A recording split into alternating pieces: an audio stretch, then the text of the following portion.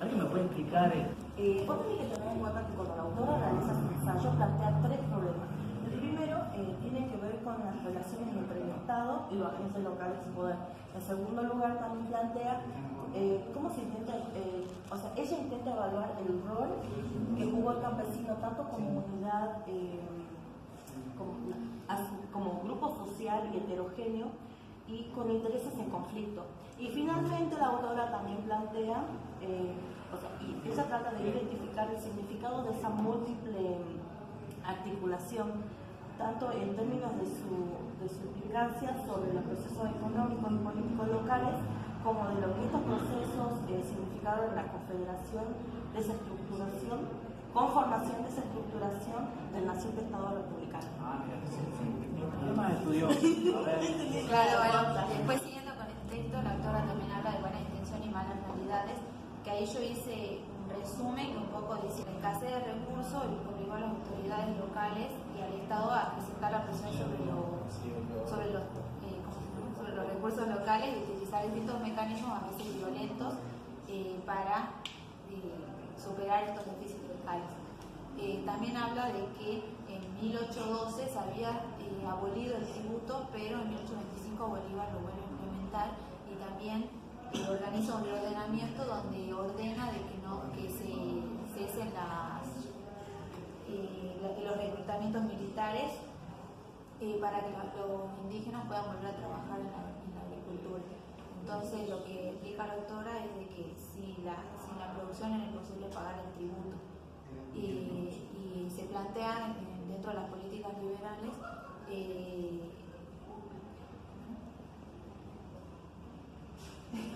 que el Estado tuvo que buscar mecanismos para asegurar la propiedad de la tierra a la población indígena.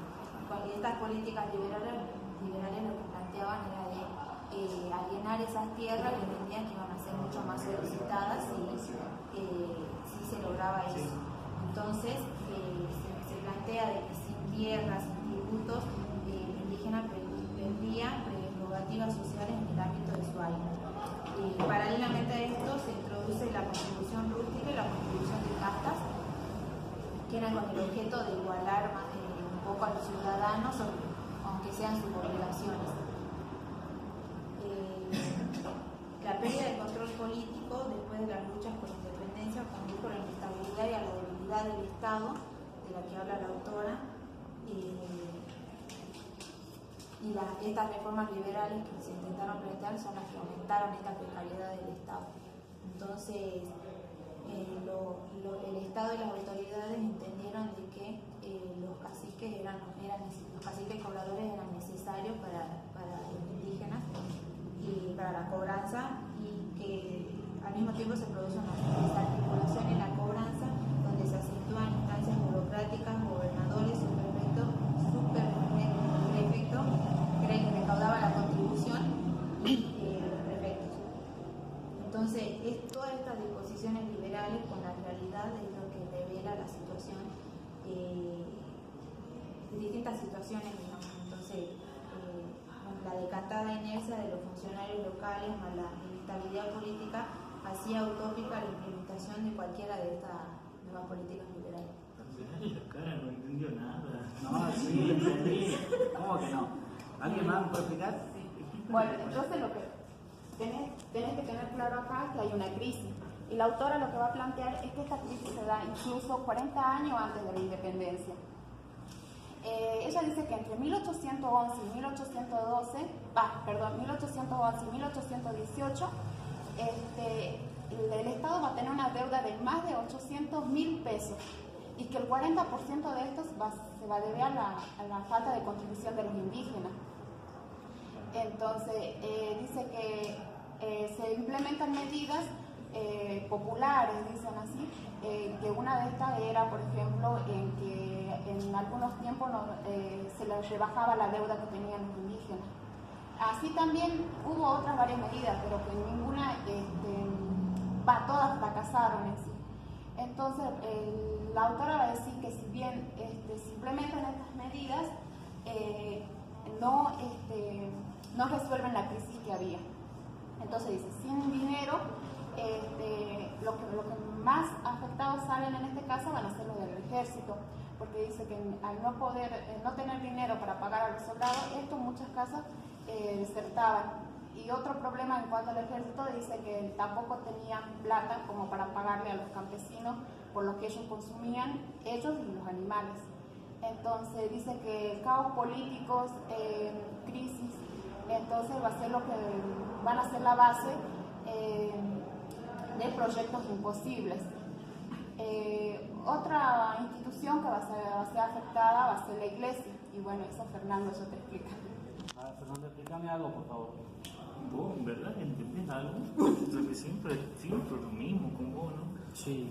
Bueno, explicarle y ya está, asunto resuelto. Es que si me cansa que siempre sea lo mismo. Bueno, no Soy buen olvidemos compañero. No mucho. seas así, pero Bueno, al limitarse el acceso de la iglesia a las contribuciones indígenas y también al mismo tiempo al intentarse pasar la administración de los panteones a los municipios, esto provoca que los curas tengan algún mecanismo contra la población y contra el Estado porque no tienen recursos. Entonces, al no tener recursos, no pueden ni siquiera tener acceso a las contribuciones voluntarias de los indígenas, ya que les tenían que suministrar coca y bueno, también bebida. Bueno, en esta parte lo que más tienen que tener en cuenta es que, por ejemplo, No es que la iglesia implementa una serie de medidas también para resistir esas cosas. Además de eso, que también, por ejemplo, ellos se niegan a bendecir los panteones. sí, yo le quería explicar algo más simple para que entienda esto. Bueno, ahí, o sea, la iglesia implementa una serie de medidas, como que te dice, Sí. y una, como por ejemplo, es que se negaban a realizar Claro. se negaban a bendecir los panteones. Si por más que el panteón si no estaba bendecido, no podían enterrar a sus muertos, porque bueno, va contra sus creencias. Bueno, vos rescatáis entonces, bueno, que la iglesia tiene una exigencia, una compensación tanto económica como también desea tener los accesos a las contribuciones indígenas. Pero, ¿podés leer un poquito? Sí, yo un poco había leído de eso y lo comparaba con la matrícula o la utilización de las contribuciones o desavenencias entre las autoridades políticas. Había leído en el texto acerca, bueno, de dos afirmaciones que podían ellos tener en cuanto a la documentación disponible, pero que eso tenía una aparente contradicción, porque por un lado se hablaba acerca de que había sido un éxito la recaudación en cuanto a reunir las contribuciones de la indígena, pero por otro lado se hablaba de que esas recaudaciones que se habían pagado habían sido utilizadas por los cobradores, por los gobernadores, incluso también por los hacendados, para sus propios beneficios.